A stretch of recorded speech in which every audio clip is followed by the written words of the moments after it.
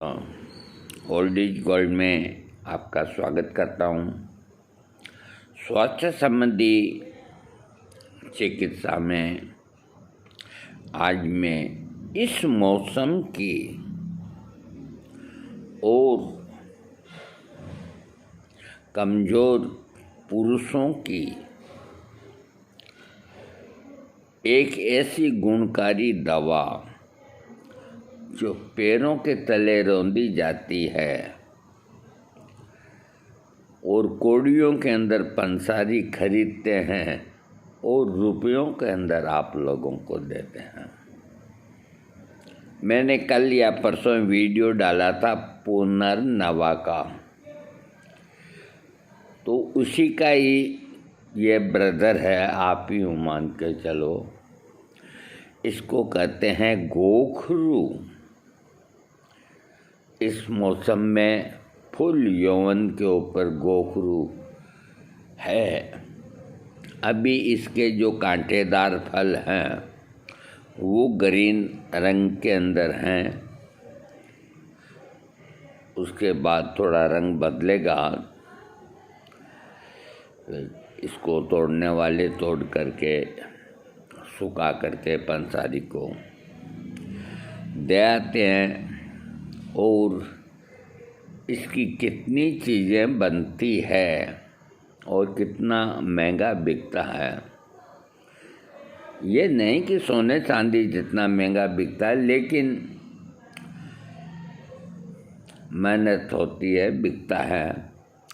मैं आज आपको गोखरू के फायदे और उसके, ये गोखरू का फूल है, पत्तियां हैं। अभी इस वक्त की स्थिति में अब मैं आपको बताता हूँ कि गोखरू क्या है। गोखरू बारिश के मौसम में फैलने फूलने वाला पौधा है। गोखरू के पौधे भूमि पर फैलते हैं। गोखरू की जड़ का प्रयोग 10 मूल में और फल का प्रयोग वृक्ष के रूप में करते हैं। ये हर तरह की जमीन पर उग जाते हैं। गोखरू के पत्ते चने की तरह होते हैं, जिसके कारण इसे संस्कृत में चरण द्रुम भी कहते हैं। इसके तने 1.5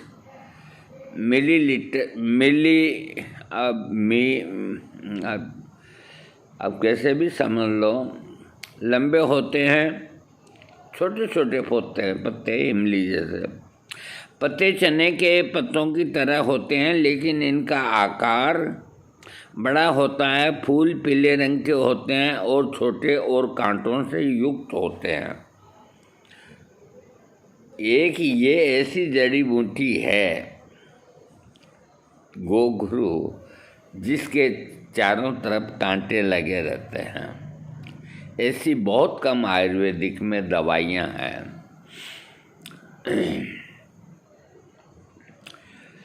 इसका फल बड़ा और छोटा दोनों तरह का होता है। इसके पौधे की जड़ मुलायम होती है।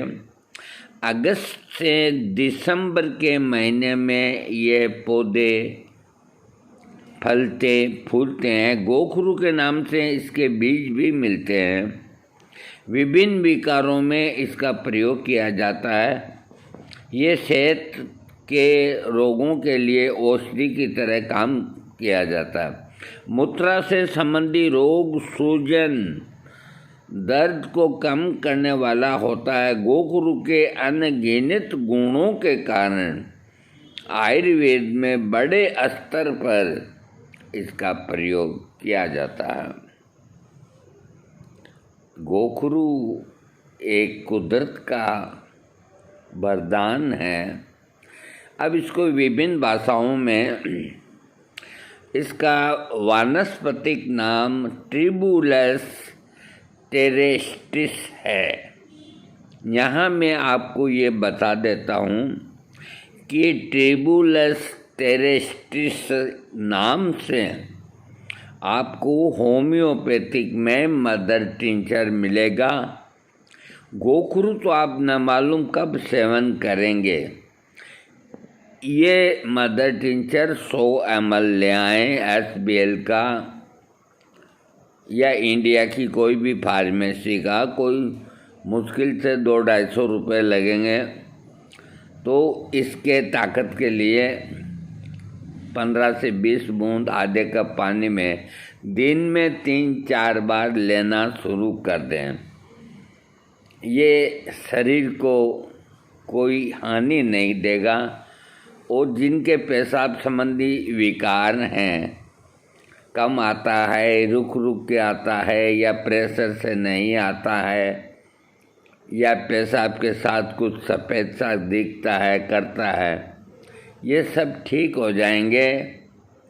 और होम्योपैथिक के अंदर इसका ये मदर टिंचर बना हुआ है, इसलिए नुकसान के कोई चांस नहीं। आयुर्वेद में ज़रूर थोड़ा मैं आपको बताऊंगा इसके side effect. Tribulus terrestris mother tincture आपको होम्योपैथी की दुकान पे मिलेगा।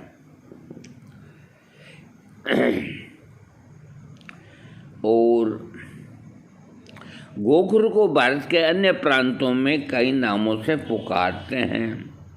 संस्कृत के अंदर गोक्षुरक, त्रिकपंट और स्वादुकंटक, गोकंटक, गोक्षुरक, वन सशांत आदि कई नाम हैं। हिंदी में गोखरू, छोटा गोखरू और हाथी चीकार के नाम से पुकारा जाता है। गुजराती के अंदर बेटा गोखरू, नाहन गोखरू। कन्नड़ के अंदर नेमिलुमुल्लू और नेरुजी। ओडिया के अंदर गोखरू, गोक्षरा। उर्दू में गोखरू। बंगाली में गोखरू, गोखुरी। मराठी में लहान गोखरू, सरला गेयते, सराटे, कांटे गोखरू। तमिल के अंदर नेरीजिकाई और तेलुगु के अंदर पालेरू और अंग्रेजी के अंदर small caltrops, goat head, puncture vine, devil's thorn के नाम से पुकारते हैं। पंजाबी में बखरा, लोटक और भक्कर। अरबी के अंदर मशक, बास्ती, ताज और खराक। और मलयालम में नेरिंजिल के नाम से इसको पुकारते हैं। विभिन्न रोगों के अंदर गोखरू का उपयोग किया जा सकता है। गोखरू के स्वास्थ्य लाभ मैं आपको आगे बताऊंगा। पहला, इसका जो प्रयोग है हाजमा बढ़ाता है, यानी कि जिनकी डाइजेशन शक्ति कम होती है उसको ठीक करता है। गोखरू का काढ़ा हजम शक्ति को मजबूत बनाता है। कमज़ोर हाजमा शक्ति वाले लोगों को गोखरू का सेवन करना चाहिए। इससे खाना पचने में आसानी होती है। 30 से 40 ml गोखरू काढ़ा में 5 ग्राम छोटी पीपर का चूर्ण पिएं। इससे पाचन शक्ति बेहतर होती है। मूत्र विकारों में देखो, इसका पार्ट जो है बहुत लंबा है। मूत्र विकार, किडनी। गोखरू एक इतनी सस्ती चीज़ है और सब जगह मिलती है, लेकिन लोग इसको काम में कम लेते हैं। इसका फ़ायदा बड़ी फार्मेसियाँ उठाती है। 100 ग्राम गोखरू पाउडर के खूब पैसे वसूल करती है। पेशाब करने के दौरान दर्द, पेशाब के रोगों के अंदर गोखरू का, पेशाब में जलन, विभिन्न प्रकार के मूत्र रोगों में गोखरू एक शक्तिशाली उपाय है। इसे गाय के दूध में मिलाकर पिएं। इससे दर्द और जलन दोनों में आराम मिलेगा और उचित पेशाब को भी उत्तेजित करने में मदद करेगा। ये हल्का मूत्रवर्धक है, जिससे डिसूरिया का भी इलाज होता है। इसमें एंटी माइक्रोबियल और एंटीबैक्टीरियल गुण होते हैं जो मूत्र संक्रमण को रोकते हैं। पथरी रोग में इसको, पथरी को संस्कृत में अश्मरी कहते हैं। पथरी की समस्या से बहुत से लोग परेशान हैं। गोखरू का सेवन पथरी को प्राकृतिक रूप से बाहर कर देता है। 5 ग्राम गोखरू चूर्ण लें, इसमें 2 चम्मच शहद मिला लें और दिन में 3 बार इसका सेवन करें। ऊपर बकरी का दूध पिएं। इससे पथरी टूट कर निकल जाती है। ये प्रयोग 21 दिन करें। अगला जो इसका लाभ है, यौन स्वास्थ्य में सहन शक्ति को बढ़ाता है। यदि पुरुषों के स्वास्थ्य में सुधार करने में सहायक है गोखरू।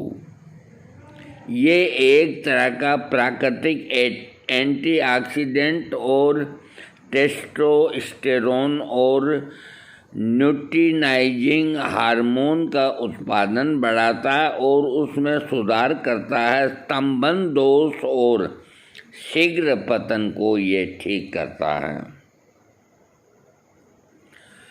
इसके चूर्ण में शक्तिशाली शुक्राणुजन्य गुण पाए जाते हैं। ये गुण शुक्राणु उत्पादन को बढ़ाने में सहायक होते हैं, जो एरिस्थेनोजेस्पर्मिया यानी शुक्राणु की गतिशीलता, हाइपोस्पर्मिया यानी कि वीर्य की कम मात्रा, टेस्टोपर्शिया यानी कि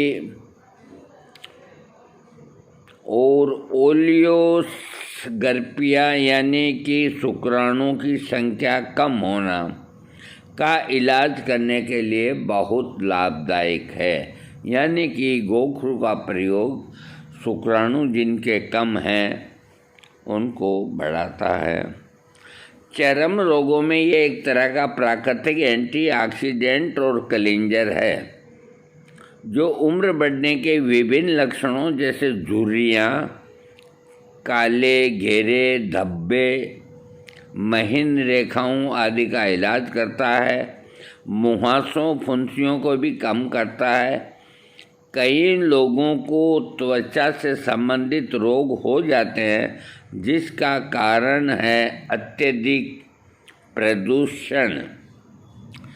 इससे बचने के लिए गोखरू का फल बहुत मदद करता है।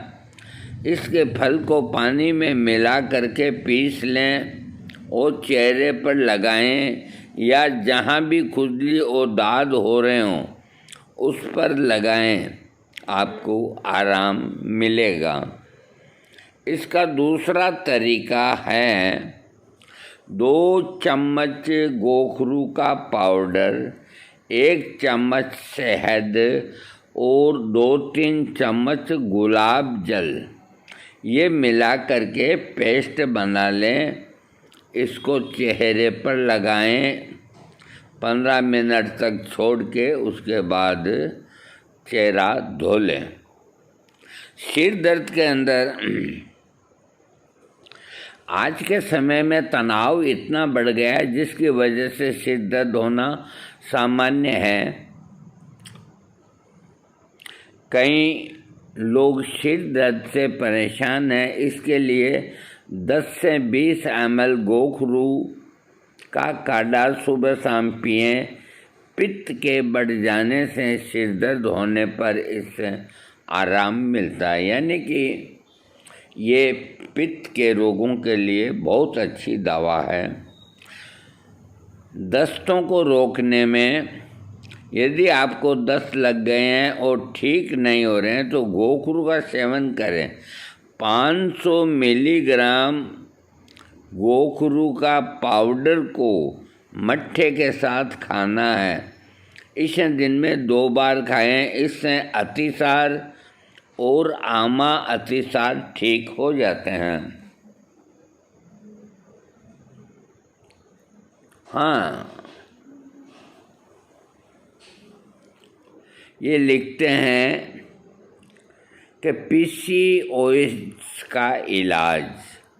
PCOS यानी कि पॉलिसिस्टिक ओवेरियन सिंड्रोम एक आम समस्या हो गई है।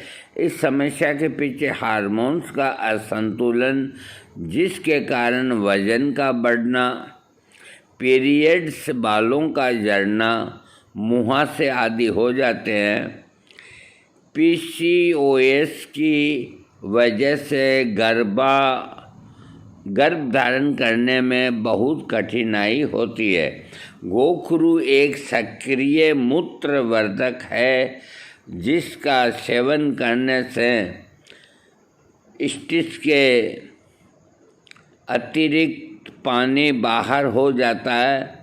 इससे उसका आकार भी कम हो जाता है। गोखरू महिला प्रजनन अंगों को बढ़ावा देता है, रक्त में हार्मोन्स का स्तर बनाए रखता है और अंडों की परिपक्वता को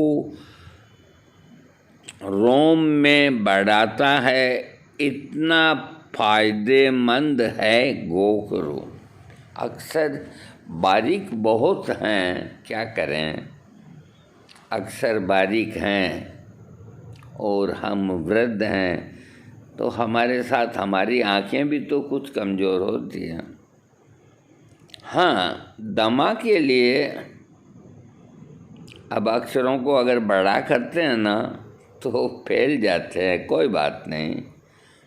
दमा में राहत के लिए बहुत से लोगों को दमा की बीमारी हो रही है। इससे गोखरू का सेवन करना फ़ायदेमंद होता है। गोखरू के फल का चूर्ण 2 ग्राम की मात्रा लें। इसे 2-3 सूखे अंजीर के साथ दिन में 3 बार सेवन करें। नियमित रूप से सेवन करने पर दमा में राहत मिलेगी। गोखरू तथा अश्वगंधा बराबर मात्रा में लें। इसमें 2 चम्मच शहद मिला लें। इससे 250 मिलीलीटर दूध के साथ दिन में 2 बार आपको सेवन करना है। इससे कमजोरी और दमा और श्वास संबंधी रोग, जो दमा के पेशेंट हैं उनको अगर सेक्सुअल प्रॉब्लम है वो ये नुस्खा ज़रूर करें। हाँ, अगला फ़ायदा कार्डियक फंक्शनिंग को बढ़ावा। ये एंटीऑक्सीडेंट की प्रकृति को भरपूर होता है, जिसकी हृदय रोगों का इलाज करने में फार्मुनेशन बहुत प्रभावी है। गोखसूरा हृदय की मांसपेशियों को मजबूत बनाता है, रक्त वाहिकाओं में लिपिड के गठन को रोकता है।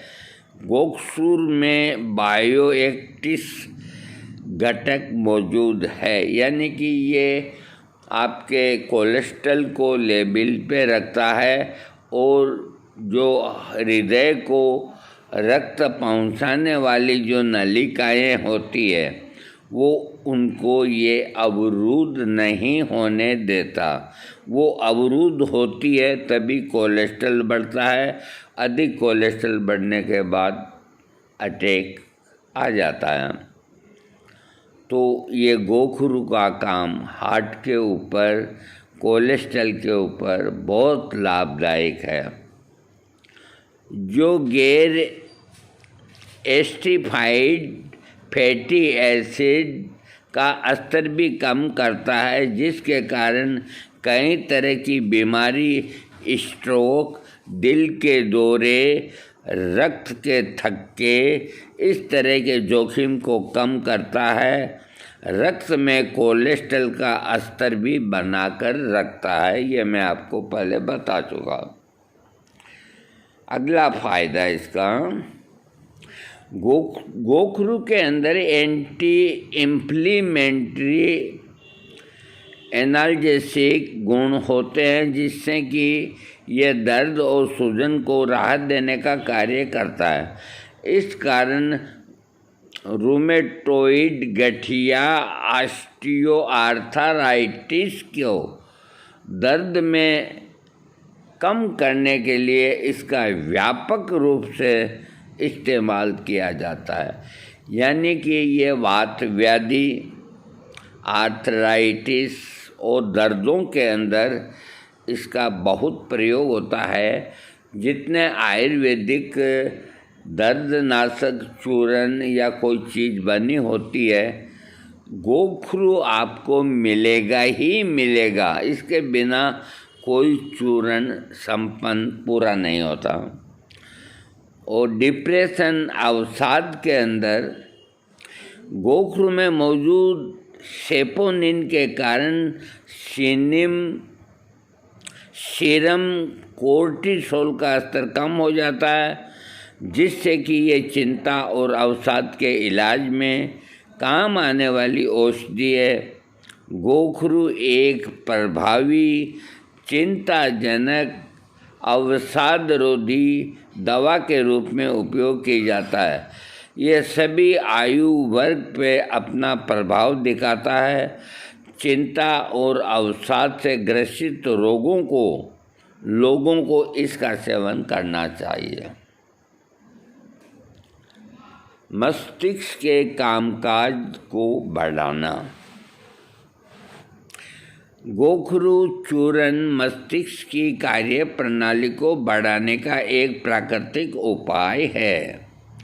इसमें शक्तिशाली एंटीऑक्सीडेंट होते हैं जो व्यक्ति मानसिक विकास जैसे सतर्कता में सुधार, ध्यान, स्मृति क्षमता, शांति, एकाग्रता को बढ़ाने में सहायक है। गोखरू चूर्ण का नियमित सेवन समस्या समाधान, तर्क, याददाश्त और अन्य संज्ञानात्मक क्षमताओं में सुधार करता है। मानसिक स्थितियों के उपचार में यह बहुत फायदेमंद है। अपने मस्तिष्क की क्षमता को बढ़ाने के लिए गोखरू का प्रयोग करना चाहिए। हाँ, लो स्पर्म काउंट में जिनके पेशाब में शुक्राणुओं की संख्या कम है, जिन पुरुषों को लो स्पर्म काउंट की समस्या है, उन्हें गोखरू किसी न किसी रूप में लेना चाहिए।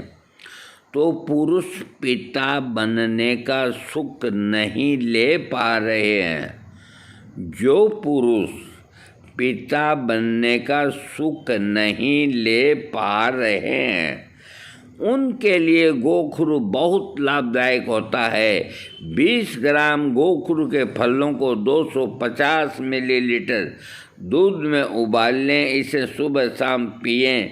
इससे स्पर्म या वीर्य के संबंधी समस्याएं कम होती है और उसमें आराम मिलता है। स्पर्म का काउंट और क्वालिटी बढ़ाने के लिए 10 ग्राम गोखरू और 10 ग्राम शतावरी को 250 ml दूध में मिलाकर पिएं। आपकी शारीरिक शक्ति बढ़ जाएगी और कमजोरी खत्म हो जाएगी। इतनी सस्ती दवा जो स्पर्म काउंट को बढ़ाने वाली है, ज़रा एलोपैथी के अंदर जाके तो देखिए कितनी महंगी दवाइयाँ वो लिखते हैं।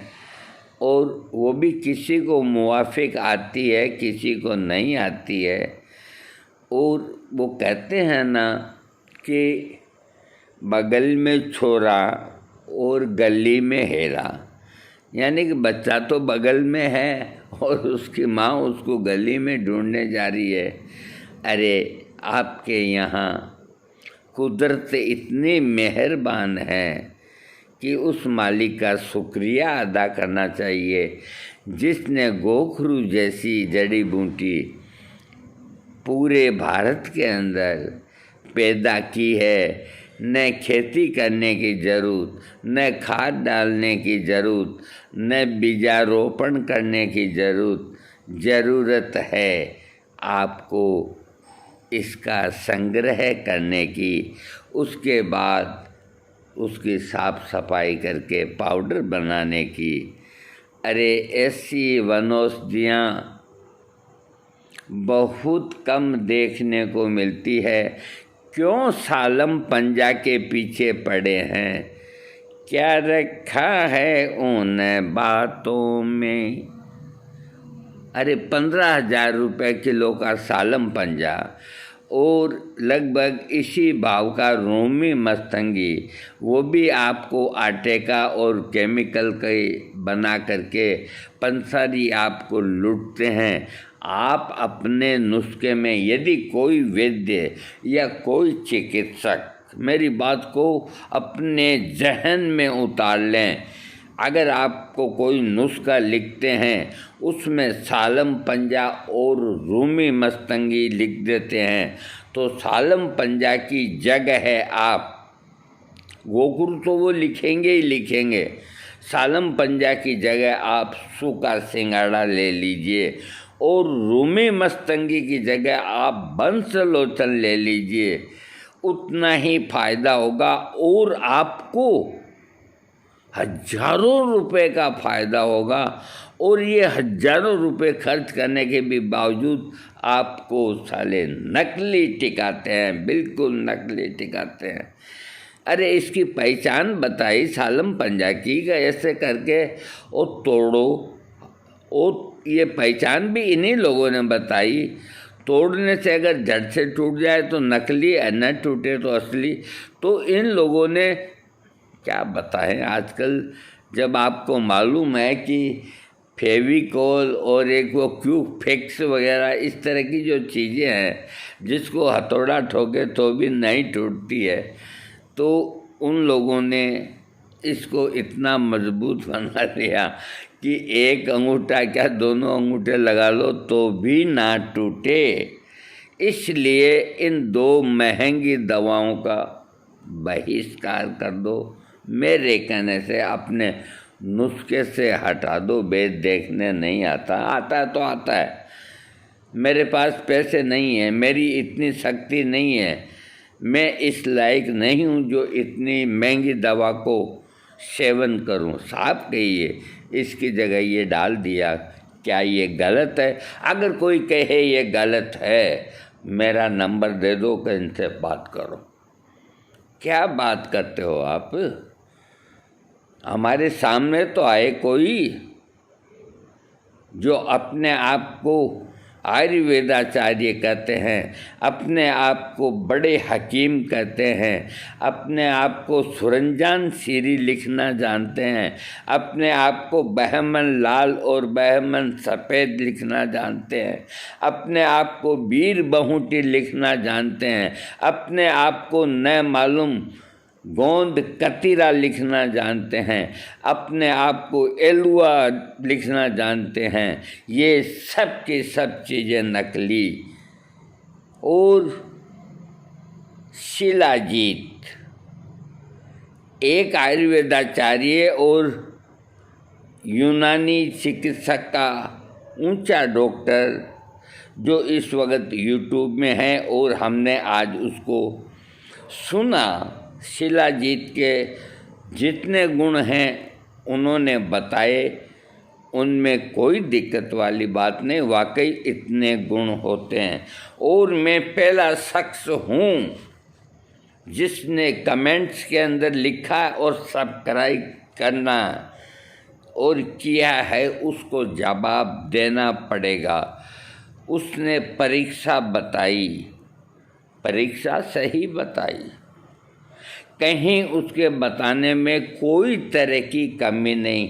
देखो, मैं कोई आदमी अगर सही बात कहता है ना तो मैं सही को सही कहूँगा।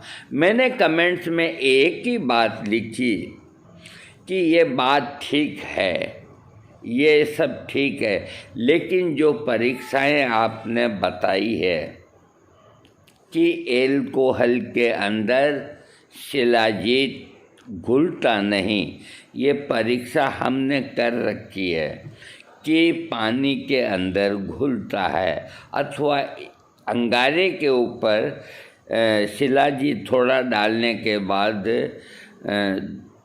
धुआं नहीं छोड़ता।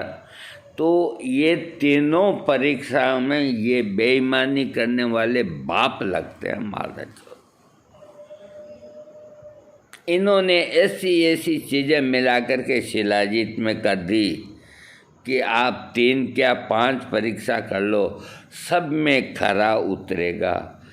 अब एक ही विकल्प है कि ये नकली है, वो ये कि मैंने कमेंट्स में लिखा है कि बाज़ारों में टनों के अंदर शिलाजीत बिकता है, और ये किस ग्रंथ के अंदर लिखा है कि हिमालय पहाड़ के अंदर टनों शिलाजीत प्राप्त होता है। अरे कोई से पहाड़ के अंदर मध निकलता है शिलाजीत का, बंदर ही खा जाते हैं, या कोई साधु संत ऊपर तक पहुंच जाए वो ले आते हैं। उन पहाड़ों की तलहटी के अंदर मैंने खुद ने देखा है, और उन डॉक्टर साहब को मालूम नहीं, अभी अनुभव नहीं, वो कहते हैं कि आपको सीजन में शिलाजीत बेचने वाले मिल जाएंगे, ले लो। अरे वो खाली गुड़ का बनाते हैं। अब मैं क्या करूं बताओ, इतना शिलाजीत एक एक दुकान के अंदर 2-2, 3-3 फार्मेसियों के शिलाजीत 100 ग्राम 50 ग्राम, वो शिलाजीत 3000 रुपये किलो। जो इतनी ताकतवर चीज़ है 3000 रुपये किलो ही। रूमी मस्तंगी 15,000, सालम पंजा 15,000, और एक इतनी दुर्लभ चीज़ शिलाजीत जो आदमी को मरने नहीं देता, शरीर के कितने ही रोगों को ठीक करता है, जो आपको 3000 रुपये किलो में इच्छा हो जितना लो आप बाज़ार के अंदर। 3000, 4000 मेरे पास पड़ा 3000 रुपये किलो का शिलाजीत पड़ा है एक तरफ, मैं काम में नहीं लेता, क्या करें? उसको डालना और दवाओं को खराब करना। तो इस तरह जो मेरे बच्चे, जो डॉक्टर, मैं उन सब का तहे दिल से सम्मान करता हूँ, और उनसे एक गुजारिश करता हूँ कि वो इतने दिलदार न बने कि ये सब चीज़ अपने को शुद्ध मिलती है और जो गुण हैं वो जनता के सामने रखें। अरे शिलाजीत गुड़ से बनाते हैं साले, दिन भर ही हमारे पीछे की बस्ती के अंदर गुड़ से बनाते हैं। और ये घूमने वाले, मैं कश्मीर में तंबू लगा के रहा तो वहाँ भी मिल गए कि बाबूजी पैसे नहीं है तो कोई बात नहीं, हम आपको उधार दे देंगे, जानते हैं हम आपको बूंदी के रहने वाले हो। अरे मैंने कहा मर्दूदों, तुम कैथून के हो, यहाँ क्या लेने आए हो? कि यही हमारा सीजन है, बड़े बड़े आदमी आते हैं, अंग्रेज़ लोग आते हैं, शिलाजोत, और हम मुँह मांगी कीमत वसूल करते हैं और शाम को फिर बना लेते हैं। उनको कह देते हैं आदमी पहाड़ से लेके आने वाला है। हम लोग इसी सीजन में बाबूजी अब चोर चोरी करे, घर में झूठ नहीं बोलता। आपको तो पता है कि हम कैसे बनाते हैं। शिलाजीत कहाँ है? शिलाजीत के लिए कितने ही 1000 फुट की चढ़ाई चढ़नी पड़ती है। तो इस तरह के जो वीडियो देते हैं तो उनको देखो, इतना गहन अध्ययन नहीं। मैं ये कभी नहीं कहता कि जो चीज़ मैं जानता हूँ वो चीज़ वो भी जाने, ऐसा कुछ नहीं। जब लू के थपेड़े लगेंगे तो मालूम पड़ेगा कि ये जून का महीना है। जब लू के थपेड़े लगेंगे तब मालूम पड़ेगा कि ये जून का महीना है। तब वो अपने आप ही समझ जाएंगे। हम सबका हित सोचते हैं और उन्होंने ये कहा, और अंगारे के ऊपर धुआं नहीं आता। आयुर्वेद के अंदर लिखा हुआ है कि जलते हुए अंगारे के ऊपर शिलाजीत थोड़ा सा डाल दो, लिंग की तरह यूँ खड़ा हो जाएगा। क्या वो गलत है? या ये जो डॉक्टर कह रहा है कि धुआं नहीं निकलेगा? हम आपको वो ग्रंथ सामने लाके दिखा सकते हैं कि शिलाजीत की परीक्षा आयुर्वेद ने ये बताई कि लिंग का आकार बना लेता है। और हमने कई तरह के शिलाजीत अंगारों पे डाल के देख लिए। अरे लिंग छोड़ के बालों का भी आकार नहीं बनाता। मैं क्या करूँ राम, मुझे बुढ़ा मिल गया। हाय हाय बुढ़ा मिल गया, सब तो गए बाग, बुढ़ा भी चला गया। सब तो गए बाग, मेरा बुढ़ा भी चला गया। मैं क्या करूँ राम, मुझे बुढ़ा मिल गया। हुई हुई बुढ़ा मिल गया, हाय हाय बुढ़ा मिल गया। तो वो होता है असली शिलाजीत। तो स्पर्म की बात चल रही है तो इसकी काउंट की संख्या जिनमें कम है उनका मैंने प्रयोग बताया है। तो स्पर्म के साथ स्पर्म तो बढ़ेंगे ही, आपकी शारीरिक कमजोरी भी खत्म होगी। मैं आपको गोखरू के बारे में बता रहा हूँ। अब बहन बेटियों की गर्भाशय शूल या यूटेरस के दर्द में, जिन महिलाओं को गर्भाशय में दर्द होता है या किसी वजह से दर्द हो रहा है, वे गोखरू का नियमित रूप से सेवन करें, लाभदायक होगा। इसके लिए 5 ग्राम काली किशमिश, 5 ग्राम गोखरू, 2 ग्राम मुलेठी, इन सभी को मिलाकर पीस लें और सुबह शाम इसका सेवन करें। इससे गर्भाशय के दर्द से मुक्ति मिल जाएगी। अब ये फिर आ गया, सुबह ही तो वात रोगों का दिया था मैंने, और फिर आमवात और रूमाटाइड आ गया। अब आ गया सो आ गया। गोखरू कोई कमज़ोर चीज़ थोड़ी है, जो सुबह की गाड़ी से कमज़ोर चले। उम्र का असर तो शरीर पर होता ही है, जिसका सबसे ज़्यादा असर जोड़ों में होता है। हो जोड़ों के दर्द से मुक्ति पाने के लिए गोखरू फल में बराबर की मात्रा सौंठ का चतुर्थांश काढ़ा, जैसे आपने 1 चम्मच गोखरू लिया तो सौंठ की मात्रा 1 चम्मच के अंदर जितना आता है उसका 1 हिस्सा लेना। 4 हिस्से कर लो, 1 हिस्सा लेना, उसको बोलते हैं चतुर्थांश। हाँ, गोखरू फल से बराबर की मात्रा में सौंठ का चतुर्थांश का काढ़ा बनाकर सेवन करने से जोड़ों के दर्द, कमर का दर्द में आराम होता है। रोज़ सुबह शाम इसका सेवन करें। अब क्या करूं भाई, मैं जानता भी हूं तो भी मेरे से नहीं होता है, क्या करें।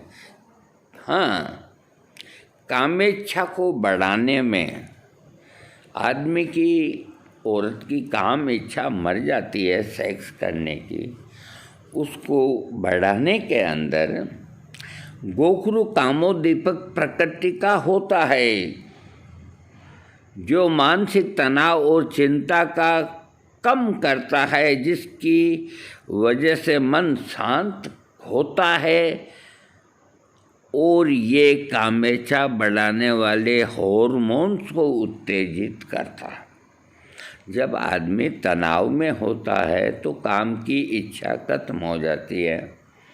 गोखरू के अंदर ये गुण हैं कामोद्दीपक, यानी कि काम शक्ति को जागृत करने वाला, और हार्मोन जो होता है जिससे तनाव बढ़ता है उसको कम करके, उत्तेजित करके, और ये महिला और पुरुष दोनों की प्रजनन क्षमता में सुधार करता है। पुरुषों के लिए ये बहुत फायदेमंद है। ये पौरुष शक्ति और सहन शक्ति को बढ़ाता है। कितनी अच्छी दवा सस्ती कौड़ियों की, जो आपको मजबूत से मजबूत यौन समस्याओं से आपको निजात दिलाएगा। शरीर षोडशव के लिए, यानी कि अपनी जो बॉडी है ये अच्छी दिखे। गोखरू मांसपेशियों को ताकत बढ़ाता है, शरीर की संरचना में सुधार करता है। अगर आप बॉडी बिल्डर हैं तो ये शरीर की ताकत को बढ़ाने और वजन बढ़ाने में मदद करता है। जो लोग अपने प्रदर्शन को बेहतर बनाना चाहते हैं उन्हें इसका सेवन शुरू कर देना चाहिए, क्योंकि कुछ लोग स्टेरॉइड का विकल्प चुनते हैं जिसके लंबे समय तक सेवन करने से नुकसानदायक हो सकता है। गोखरू एक प्राकृतिक जड़ी बूटी है जो बिना नुकसान के आपको लाभ पहुंचाएगी। कान नाक से खून का आना, यदि कान नाक से खून बह रहा हो तो गोखरू का इस तरह से सेवन करना चाहिए। 10 ग्राम गोखरू लें, उसे 250 ml दूध में उबालें, इससे पिएं बस 21 दिन। बुखार के अंदर मौसम बदलने की वजह से बुखार आना सामान्य बात है। ऐसे में गोखरू का सेवन फायदेमंद होता है। 15 ग्राम गोखरू पंचांग लें, इसे 350 ml पानी में उबालें, इसका काढ़ा तैयार करें। इस काढ़े का दिन में 4 बार सेवन करें, इससे बुखार उतर जाएगा। देखो, गोखरू तो गोखरू ही है, और गोखरू का चारा यहाँ नहीं, मारवाड़ के अंदर गायों को खिलाते हैं। अरे हमसे तो गाय भैंसी नसीब वाली है कि उनको गोखरू और पुनर्नवा और अपामार्ग आयुर्वेद के श्रेष्ठ जो रसायन हैं इनको नसीब है, और एक पढ़े लिखे आदमी को नहीं। ये दुर्भाग्य समझो या जानकारी का अभाव समझो, ये आपकी इच्छा। इसकी खुराक सभी व्यक्तियों के लिए अलग अलग होती है। ये लिखते हैं कि इसका सेवन विधि और व्यक्ति के शरीर के प्रकार पर निर्भर करती है। यदि आपको किसी खास बीमारी के लिए इसका सेवन करना है तो डॉक्टर से परामर्श करें। इसका क्वाथ बनता है गोसूरा क्वाथ। इसे खाना खाने के बाद दूध या पानी में मिलाकर लिया जा सकता है। सेवन करने की खुराक, इसके क्वाथ की सेवन करने की खुराक 4 से 6 चम्मच गोखरू आदि से, यानी कि गोखरू से बनी हुई टेबलेट या कैप्सूल, गोलियों पर कैप्सूल को खाने से या पानी या दूध से लें। इसका आप गोली के अंदर भी सेवन कर सकते हैं और कैप्सूल के अंदर भी सेवन कर सकते हैं। कैप्सूल के अंदर सेवन करने के लिए कम से कम 500 मिलीग्राम का कैप्सूल होना चाहिए, और गोली भी 400 मिलीग्राम की या 500 मिलीग्राम या 250 मिलीग्राम की 2 गोली ले लें। सेवन करने की खुराक दिन में 1 से 2 गोली। गोक्षूर आदि गूगल ये बाजार में बना बनाया मिलता है। इससे कच्चा भी ले सकते हैं या पानी के साथ ले सकते हैं। आमतौर पर खाना खाने के बाद सेवन करने की खुराक 500 मिलीग्राम से 1 ड्राम।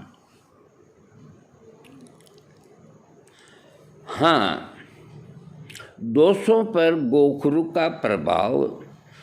गोखरू तीनों दोषों के संतुलन को बनाए रखता है। वात, कफ और पित्त, ये तीनों को बैलेंस के अंदर बनाए रखता है। वात दोष और कफ दोष दोनों को कम करने में सहायक है, और पित्त यानी कि पाचन दोष उसको भी ये ठीक करने की क्षमता रखता है। यानी कि इसको कोई भी प्रकृति वाला आदमी गोखरू का सेवन कर सकता है, क्योंकि प्रकृति 3 ही होती है, वात और कफ और पित्त, ये तीनों पे ही लाभ करता है। इसकी जो खुराक है, भोजन से पहले या बाद में 1 से 2 ग्राम शहद या गर्म पानी के साथ ले सकते हैं।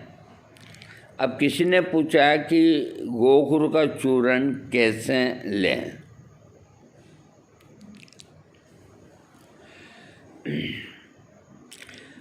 अब मैं इसके बारे में बताऊंगा आपको।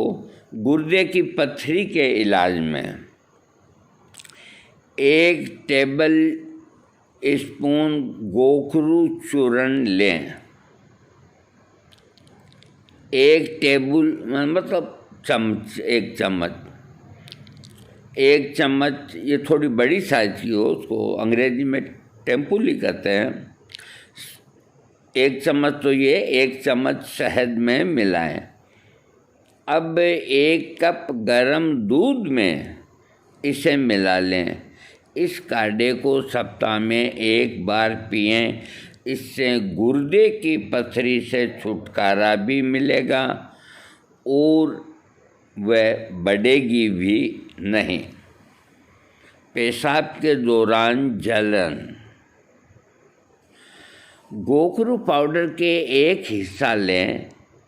1 कच्चे शुद्ध पोटेशियम कार्बोनेट या 10 मोलारिस्ट के साथ उबाल लें। इसे पानी में मिलाएं या शहद मिलाकर भी इसका सेवन कर सकते हैं। मूत्र से जुड़े सभी विकारों से मुक्ति पाने के लिए रोज़ सुबह के समय इसका सेवन करें। अब इसके कुछ दुष्प्रभाव यानी कि साइड इफ़ेक्ट। गोखरू का सेवन करना बिल्कुल सुरक्षित है, लेकिन इसमें थोड़ा नुकसान हो सकता है। ये पुरुषों में प्रोस्टेट का आकार भी बढ़ा देता है, पेट के विकार भी उत्पन्न कर सकता है। इसका सेवन करने से पहले चिकित्सक से परामर्श जरूर कर लेना चाहिए। नीचे बताए गए मामलों में विशेष तौर पर सावधानी बरतनी चाहिए। अब देखो, साइड इफ़ेक्ट तो हर चीज़ के ही होते हैं, रोटी के भी होते हैं, दूध के भी होते हैं, उनका जिक्र करना चाहिए। ऐसा कोई आदमी नहीं है जो 12 महीना गोखरू खाता है। कोई 1 महीना खाता है, कोई 2 महीना खाता है, तो उनको कोई साइड इफ़ेक्ट सामने नहीं आए। फिर भी अपने वैद्य से वो कहते हैं कि पूछ के चलने में कोई हानि नहीं। एलर्जी, बहुत से लोगों को एलर्जी हो सकती है गोखरू से। बहुत से आदमियों को एलर्जी हो सकती है, जैसे शरीर के ऊपर चकत्ते से हो जाना या पेट खराब हो जाना। तो अगर इस तरह की एलर्जी होती है तो बंद करके अपने चिकित्सक से राय लें। गर्भवती और स्तनपान कराने वाली महिलाओं को ये हर दवा के अंदर ही होता है, उनको इसका प्रयोग नहीं करना चाहिए। किसी बीमारी में, अगर आप किसी बीमारी से पीड़ित हैं और उसकी दवाइयाँ खा रहे हैं, तब भी सावधानी रखनी चाहिए। जैसे मान लीजिए बीपी के रोगी हैं, शुगर के रोगी हैं, माइग्रेन के हैं, 2-3 बीमारियों के रोगी हैं, इधर आपको हार्मोन बढ़ाने हैं या शुक्राणु बढ़ाने या मर्दानगी बढ़ानी है, तो उन दवाओं को भी बंद नहीं कर सकते। और ये भी ज़रूरी है, तो वो थोड़ा ध्यान में रख करके कि अपन ये दवाइयाँ अंग्रेजी की या और कोई खा रहे हैं तो आँख बंद करके न खाएं, संभल करके खाएं, अथवा अपने वैद्य की परामर्श लें। इसके अलावा जिन महिलाओं को स्तन कैंसर, गर्भाशय कैंसर और जिन पुरुषों को प्रोस्टेट कैंसर की कभी बीमारी रही है, तो उन्हें भी गोखरू के सेवन से बचना चाहिए। सर्जरी का इतिहास, अगर आपने कभी कोई सर्जरी करवाई हो तो पहले निर्धारित खुराक का सेवन करें और अपने वैद्य से राय लें। बच्चे संवेदनशील होते हैं, उन्हें गोखरू देने के पहले डॉक्टर की सलाह लें। यानी कि ये 9-10 साल के बच्चे होते हैं, बालक होते हैं 12 साल के, अगर कोई वजह से इनको गोखरू देना है तो गोखरू के अंदर जो ताकत होती है हार्मोन्स को ताकत दे करके और वीर्य का प्रोडक्शन करने की, तो जो काम 16-17 साल की आयु में होना चाहिए वो काम 12-13 साल के बालक में नहीं होना चाहिए, नहीं तो आगे जाके परेशानी आती है। अतः लिखने का मतलब है छोटे बच्चे को अगर देना अति आवश्यक है तो अपने वैद्य से सलाह कर लें, क्योंकि डॉक्टर से सलाह करेंगे तो क्या बताएगा, वो जानते नहीं हैं गोखरू क्या, उनका सब्जेक्ट अलग है। तो अच्छे अपने वैद्य से राय करके ही दें, अन्यथा बच्चों को न दें। हाई ब्लड प्रेशर के रोगी, जो लोग हाई ब्लड प्रेशर से पीड़ित हैं, उन्हें भी चिकित्सकीय देख रेख में इसका सेवन करना चाहिए। हमारा तो पत्ता ही कट गया, आप कैसे सेवन करेंगे, हमें ब्लड प्रेशर है, क्या करें हम, ठीक है नहीं करेंगे या और कोई से राय लेके करेंगे। हाँ, डायबिटीज ये रक्त शर्करा का स्तर कम करता है, यानी कि शुगर को कम करता है। इसलिए डायबिटीज रोगी को डॉक्टर से सुझाई गई खुराक लेना चाहिए, क्योंकि इधर तो गोली खा रहे हैं डायबिटीज की, इधर ये खाना शुरू कर दिया तो कहीं आपकी डायबिटीज लो न हो जाए।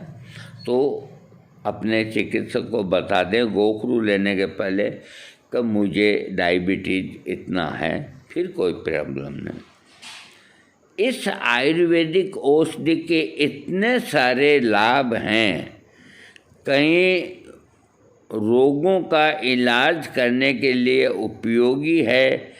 गोखरू क्या है और गोखरू के फायदे मैंने आपको बताए हैं, लेकिन किसी विशेष बीमारी के लिए इसका सेवन करने के पहले अपने वैद्यराज का सलाह परामर्श लेना अति आवश्यक है।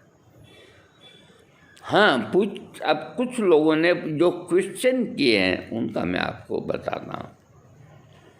एक आदमी ने क्वेश्चन किया कि हम गोखरू का सेवन किस तरह करें, तो जवाब मिला कि इसका सेवन सुबह शाम करना चाहिए और सेवन के पहले चिकित्सक को ज़रूर बताएं। सवाल दूसरा किसी ने पूछा है कि गोखरू की पहचान कैसे करें। गोखरू की पहचान करना बहुत आसान है। गोखरू भूमि पर फैलने वाला पौधा है, पीले फूल होते हैं और फलों पे कांटे होते हैं। ये गोखरू का आज मैंने आपको वीडियो दिया। एक बात मैं आपको बताता हूँ, आप ये नहीं समझें कि ये समय बर्बाद कर रहा है, नहीं, ऐसा कभी मत सोचना। सिवाय आपके हित के अलावा मैं किसी की कोई कुछ नहीं सोचता। अब मान लीजिए आपको कोई ताकत की दवाई लेनी है और आपको कोई रोग है और उस रोग के अंदर गोखरू लेना ठीक नहीं, यूँ मान के चलो। तो जो आप ताकत की दवाई ले रहे हैं, मान लीजिए शतावरी का चूर्ण ले रहे हैं या अश्वगंधा का चूर्ण ले रहे हैं, तो उनके कंटेंट्सों को पढ़ें। कंटेंट्स के अंदर अगर गोखरू है लिखा हुआ और मान लीजिए गोरखमुंडी 15 ग्राम है और गोखरू अगर उसमें 5 ग्राम है और कंटेंट्स कुल 10 से ऊपर हैं, तो आप 1 महीना 20 दिन आराम से ले सकते हैं।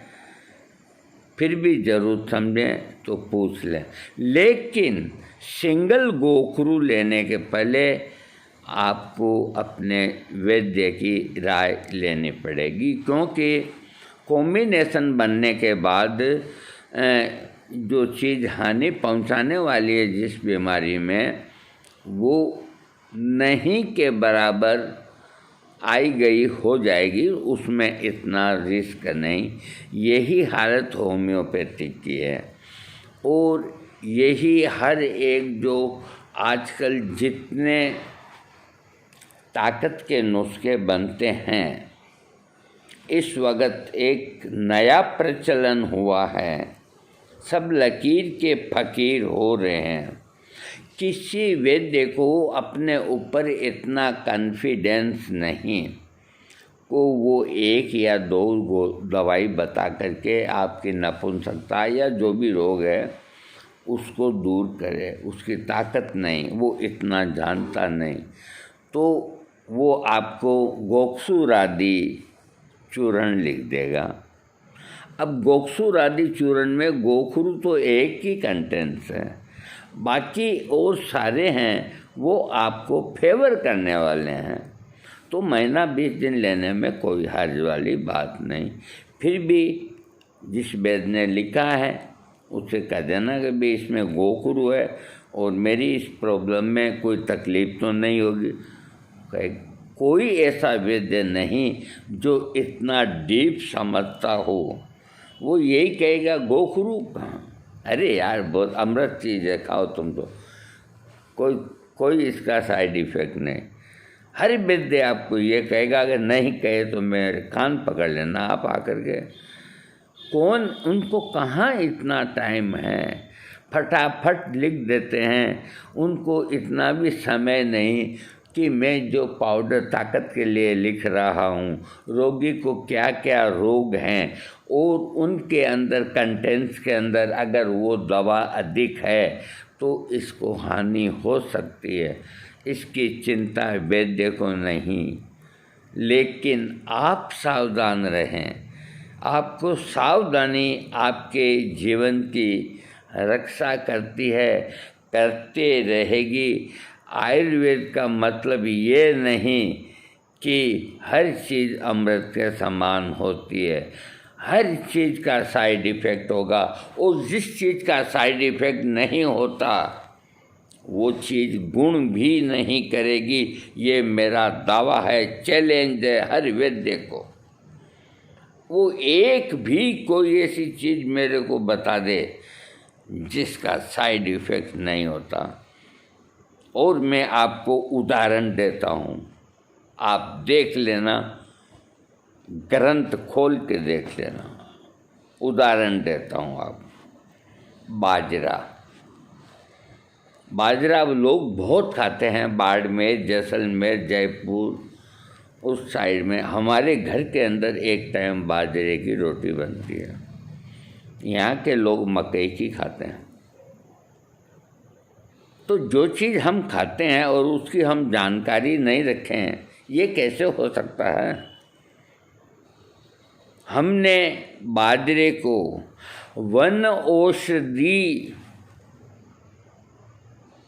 संग्रह है, जो एक इंदौर के सेठ ने 1937 या 8 के अंदर निकाली, तो उसके अलग अलग भाग किए। और अब आपको ये वनौषधि संग्रह दवा बुक्स है, अब आपको एक ही बुक्स में 12 के 12 भाग उसमें मिल जाएंगे। उसके अंदर आप बाजरा निकाल के उसके दोष और गुणों को पढ़ें। उसके अंदर ये क्लियर लिखा हुआ है कि अधिक बाजरा खाने से छाती कमज़ोर होती है, सीना कमज़ोर होता है, वो लिखा हुआ है। और डॉक्टर केस और डॉक्टर महस्कर, जो ब्रिटिश के डॉक्टर थे, उन्होंने उसकी पुष्टि की है। और वो बात तो ग्रंथ के अंदर रह गई। और 12 ही महीना बाजरा खाते हैं, कोई मरा तो नहीं एक भी। लेकिन अब उन्होंने कह दिया सो कह दिया, तजुर्बे से कहा। अगर आप आधी रोटी बाजरे की खाते हैं तो सारी ज़िंदगी कोई नुकसान नहीं करेगी। लेकिन आप अगर 4-5 रोटियां बाजरे की रोज़ वही खाते रहेंगे, तो मैं ये नहीं कहता, लेकिन ये लिखा हुआ है वो छाती को नुकसान करती है। अगर ये लिखा हुआ नहीं है तो मुझे आप जो भी सज़ा देंगे मेरे को मंजूर है। अरे मैंने आज से 30 साल पहले ही पढ़ लिया था इस चीज़ को। और किसी को कहते हैं ना, तो वो क्या कहते हैं मैं आपको बताऊं, अबे बेवकूफ़, बाजरा कोई नुकसान करता है। अभी कल परसों एक सिर फिरे का वीडियो आया था कि गेहूँ खाना बंद कर दो। अरे एक का आया था चावल जहर हैं। अरे वाह यार, बंगाली लोग चावल खाए बिना ही नहीं रह सकते। हमारे बच्चे चावल खाते हैं।